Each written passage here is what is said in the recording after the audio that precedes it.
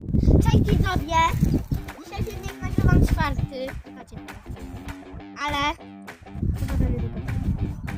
I... też zamoczony bardzo.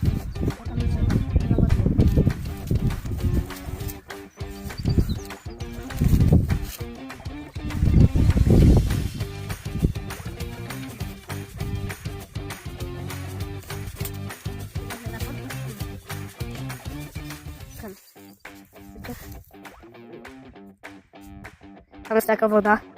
Teraz mam je pokazać. A tam jest mój badyl. Taki tybeckim, ale jestem na łące. Zaraz wam pokażę nasz dom. Gdzieś. Teraz słabo widać. Teraz chyba.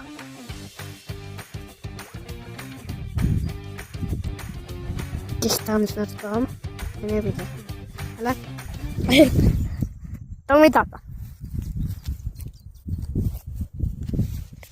Tak, wiesz.